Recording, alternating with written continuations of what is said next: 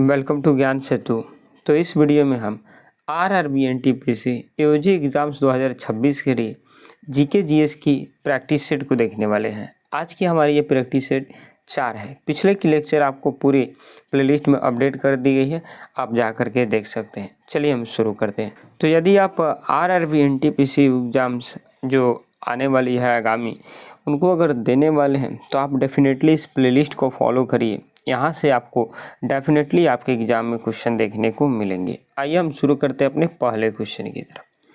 पहला क्वेश्चन हमसे पूछ रही है कि अशोक के किस शिलालेख में कलिंग युद्ध के विजय के बारे में देखने को मिलता है। तो अशोक के 13वें शिलालेख में हमको कलिंग युद्ध के बारे में देखने को मिलता है।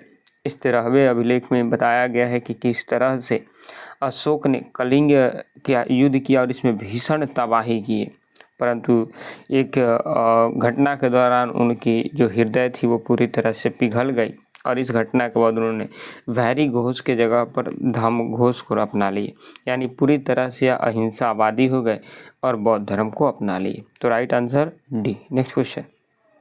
चलिए क्वेश्चन है हमारा कि 1916 के प्रसिद्ध लखनऊ समझौते के संबंध में कौन सा कथन सही है।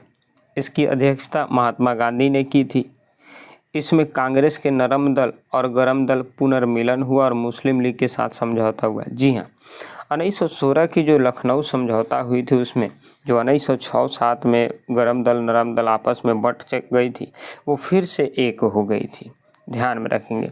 और इस अधिवेशन में बाल गंगाधर तिलक और एनी बेसेंट, ये दो आदमी के प्रयास से कांग्रेस की दोनों धड़े यानी गरम दल और जो नरम दल वो दोनों एक हो गए थे और मुस्लिम लीग के साथ इसमें समझौता हुआ था। इस अधिवेशन की अध्यक्षता अंबिका चरण मजूमदार ने करी थी। Next question. चलिए क्वेश्चन हमारा कि दिल्ली सल्तनत के किस शासक ने सिजदा या घुटनों पर बैठकर सिर झुकाना और पाबोस सुल्तान के पैरों की चूमना इन प्रथा की शुरुआत करी थी। तो कहा जाता है गयासुद्दीन बलबन ने सिजदा और पाबोस नाम की दो प्रथा शुरुआत करी थी। गयासुद्दीन बलबन जो कि सुल्तान की प्रतिष्ठा बढ़ाने के लिए इसने ईरानी जो परंपरा थी सिजदा और पाबोस की, उसको अपने देश में अपनाया था और उसने ही दरबार में फारसी त्यौहार नौरोज मनाने की प्रथा भी शुरू की और साथ में इन्होंने ही रक्त एवं लौह नीति का अवलंबन किया था। Next question. चलिए क्वेश्चन हमारा कि निम्नलिखित में से कौन सी नदी घाटी भ्रंश घाटी से होकर बहती है और अरब सागर में गिरती है। तो ये जो है नर्मदा नदी, ये भ्रंश घाटी से होकर के बहती है और अरब सागर में जाकर के गिरती है। यानी नर्मदा नदी विंध्याचल और सतपुड़ा पर्वत श्रेणियों से के भ्रंश घाटी से होकर के निकलती है और पश्चिम की ओर बहती है और यह डेल्टा नहीं बल्कि एस्चुरी का निर्माण करती है।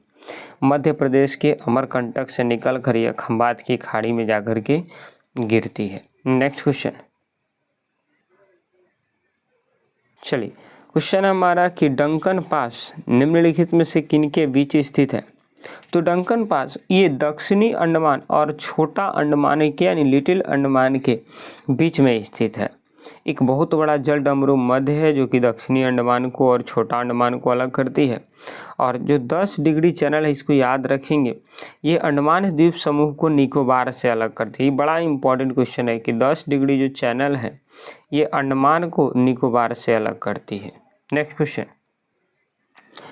हमारा कि भारत में सिल्वर फाइबर क्रांति का संबंध निम्नलिखित में से किसके उत्पादन से है। तो भारत में सिल्वर फाइबर क्रांति का संबंध ये कपास के उत्पादन से है। किसके उत्पादन से? कपास के उत्पादन से है।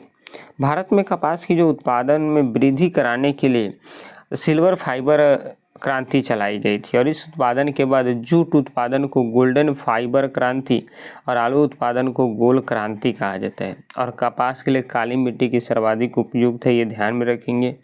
और कपास सबसे ज़्यादा गुजरात में होता है। कहाँ पर होता है? तो गुजरात में होता है। काली मिट्टी सबसे ज़्यादा गुजरात में ही पाई जाती है, इसको आप ध्यान में रखेंगे। हरित क्रांति किससे संबंधित है? तो अनाज से संबंधित है। वहीं अगर देखते हैं नीली क्रांति, तो नीली क्रांति गुलाबी क्रांति, तो गुलाबी क्रांति किससे संबंधित है? मछली से संबंधित है। वहीं अगर बात करते हैं आपकी हरित क्रांति हो गया श्वेत क्रांति, तो श्वेत क्रांति दुग्ध उत्पादन से संबंधित है। नेक्स्ट क्वेश्चन है कि भारतीय संविधान का कौन सा अनुच्छेद संसद को संविधान संशोधन करने की शक्ति प्रदान करता है? तो भारतीय संविधान का जो है आर्टिकल 368 भारतीय संविधान में संशोधन करने की शक्ति प्रदान करती है, जो कि हमारे भारतीय संविधान के भाग 20 के अनुच्छेद 368 में बताया गया है। और भारत में यह जो संविधान संशोधन की प्रक्रिया है वो दक्षिण अफ्रीका के संविधान से एडॉप्ट किया गया है। नेक्स्ट क्वेश्चन, चलिए क्वेश्चन है हमारा कि सरकारी आयोग का गठन निम्नलिखित में से किसके संबंध के समीक्षा के लिए किया गया था? तो सरकारी आयोग का जो गठन है वो आपके केंद्र और राज्यों के बीच संबंध को लेकर के इसका समीक्षा किया गया था।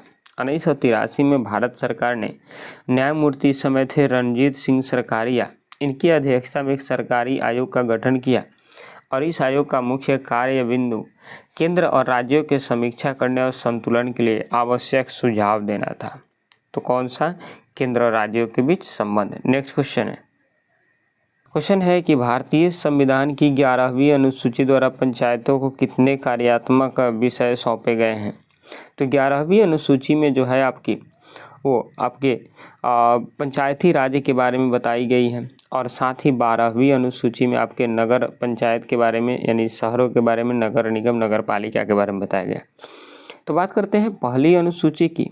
तो पहली अनुसूची में आप जानते हैं कि इसमें भारत के राज्यों के बारे में बताया गया, यूटीज के बारे में बताई गई। सेकंड में उनका जो है आपकी वेतन के बारे में बताया गया। थर्ड में आपकी शपथ ग्रहण के बारे में, थर्ड में जो है शपथ ग्रहण। 4 में राज्यसभा में सीटों का आवंटन बताया गया है। इसके बाद ऐसे करके 12वीं अनुसूची तक इसमें चीज़ें बताई गई है। तो कितने हैं? तो 29 विषय इसमें आपके पंचायतों को दिए गए। अच्छा, इसको अगर पढ़ना है आपको पूरी पॉलिटी तो एक बार प्लेलिस्ट जरूर चेक करेंगे। वहाँ पर आपको हिस्ट्री, पॉलिटी, ज्योग्राफी, इकोनॉमिक्स को एकदम बेसिक से एडवांस लेवल तक पढ़ाई जा रही है, पूरे फ्री बैच है। तो एक बार आप जरूर प्लेलिस्ट को चेक करें। नेक्स्ट क्वेश्चन, चलिए क्वेश्चन हमारा कि निम्नलिखित में से किस पंचवर्षीय योजना के दौरान भारत में नीली क्रांति की शुरुआत की गई थी?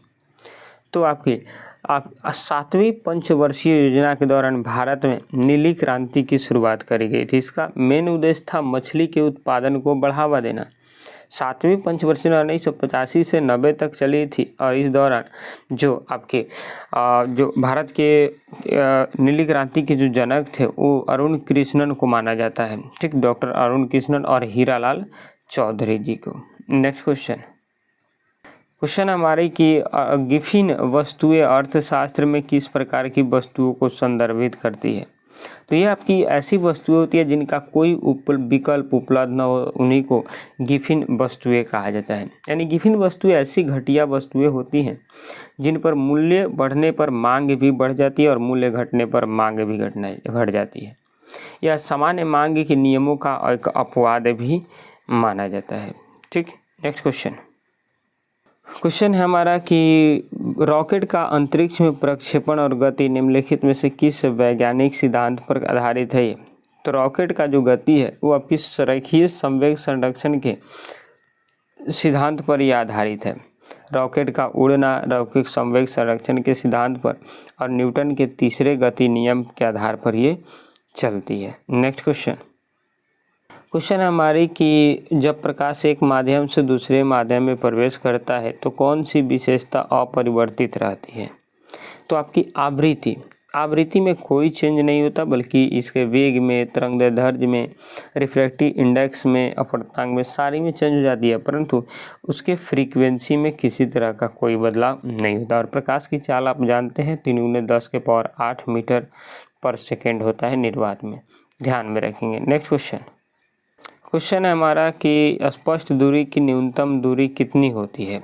तो स्पष्ट दूरी देखने के लिए 25 सेंटीमीटर का होना आवश्यक होता है।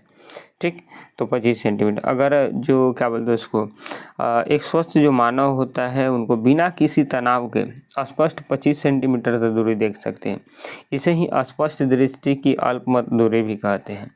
और मानव नेत्र के लिए अधिकतम दूर बिंदु अनंत होता है और न्यूनतम कितनी 25 होती है। नेक्स्ट क्वेश्चन क्वेश्चन है कि आवर्त सारणी में तत्वों को उनके किस गुण के बढ़ते क्रम में व्यवस्थित किया गया है? तो उनके परमाणु क्रमांक के आधार पर बढ़ते क्रम में सजाया गया है। यानी हेनरी मोजले के द्वारा यह आवर्त सारणी विकसित किया गया था और इसके तहत परमाणु क्रमांक के बढ़ते क्रम में इसको सजाया गया है। और जो है मेंडलीव की जो आवर्त सारणी थी वो ध्यान रखेंगे परमाणु द्रव्यमान पर आधारित, इसको बस याद रखेंगे। नेक्स्ट क्वेश्चन हमारा कि ब्लीचिंग पाउडर का रासायनिक नाम क्या है और इसे कैसे तैयार किया जाता है? तो ब्लीचिंग पाउडर का रासायनिक नाम कैल्शियम ऑक्सीक्लोराइड है और शुष्क बुझे हुए चीनों को क्लोरीन के साथ अभिक्रिया करा करके 40 डिग्री सेल्सियस पर जब गैस प्रवाहित की जाती है तब जा कर के इसका निर्माण होता है। तो right answer option number B. Next question हमारा कि सिनेबार निम्नलिखित में से किस धातु का मुख्य अयस्क है? तो सिनेबार ये आपकी पारा का सबसे प्रमुख अयस्क होता है। सिनेबार HgS ये पारा या मरकरी का एक मुख्य सल्फाइड अयस्क है। पारा कमरे के तापमान पर द्रव अवस्था में रहने वाली एकमात्र धातु और इसका उपयोग थर्मामीटर और अमलगम बनाने में किया जाता है। नेक्स्ट क्वेश्चन है कि मानव शरीर में पेसमेकर का संबंध किस अंग से है और इसका मुख्य कार्य क्या है? तो मानव शरीर में पेसमेकर का संबंध इसके हृदय दिल की धड़कन को नियंत्रित व प्रारंभ करने से है। पेसमेकर जिसको ऐसे डोंड कहा जाता है, इसका संबंध मानव हृदय से होता है और यह हृदय के दाहिने आलिंद में स्थित होता है। प्राकृतिक रूप से विद्युत आवेश उत्पन्न कर दिल की धड़कन को यह नियंत्रित करता है और हृदय की धड़कन मंद होने पर कृत्रिम पेसमेकर भी इसमें फिट करी जाती है। मेरा आपसे क्वेश्चन है कि दिल की धड़कन को मेजर करने के लिए किस यंत्र का यूज किया था? आप इसका आंसर मेरे को कमेंट में देंगे। ठीक, नेक्स्ट क्वेश्चन है कि निम्नलिखित में से कौन सा एंजाइम मानव अमाशय में प्रोटीन के पाचन की शुरुआत करती है? तो मानव शरीर में प्रोटीन के पाचन की शुरुआत पेप्सिन के द्वारा किया जाता है। अमाशय में जठर रस के पेप्सिन नामक एंजाइम निकलता है जठर रस से, जो कि हाइड्रोक्लोरिक अम्ल की उपस्थिति में सक्रिय होकर पेप्टोन या पेप्टाइड्स में तोड़ता है प्रोटीन को और फिर उसका काम किसी अन्य कार्यों में कराता है। नेक्स्ट क्वेश्चन है कि वर्णांधता में से पीड़ित व्यक्ति को किन मुख्य रंगों के अंतर स्पष्ट नहीं कर पाते हैं? तो आपकी लाल और हरा रंग को स्पष्ट नहीं कर पाते हैं क्योंकि उनके जो शरीर आँखों में होता है वो थोड़ी सी आपकी जेनेटिक प्रॉब्लम होती है और जेनेटिक प्रॉब्लम की वजह से वो कुछ रंगों को नहीं पहचान पाते हैं। नेक्स्ट क्वेश्चन है कि यूनेस्को का मुख्यालय कहाँ है? इसकी स्थापना किस वर्ष हुई थी? तो यूनेस्को की मुख्यालय जो है ये फ्रांस की राजधानी पेरिस में हुई थी और इसकी स्थापना 1945 में करी गई थी।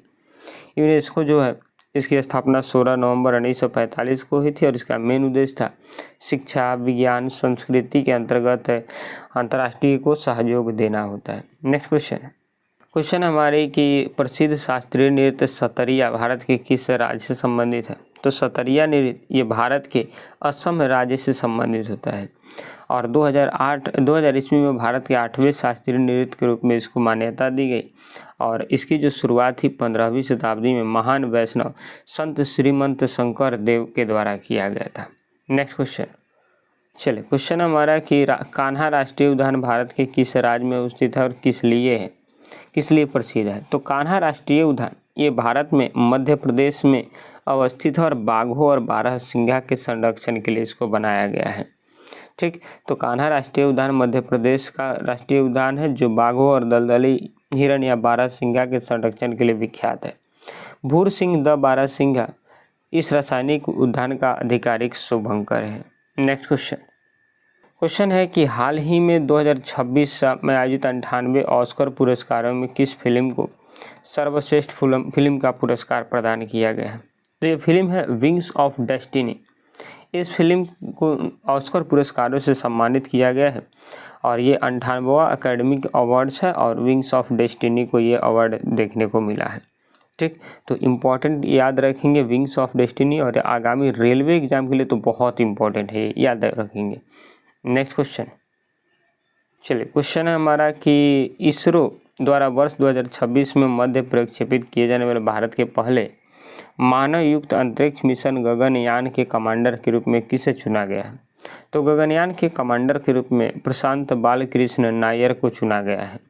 ठीक, जो कि आपकी एक ग्रुप कैप्टन प्रशांत कृष्ण नायर को इसके लिए चुना गया है और यह मिशन भारत का अंतरिक्ष मानव भेजने वाला चौथा देश बनाया जाएगा।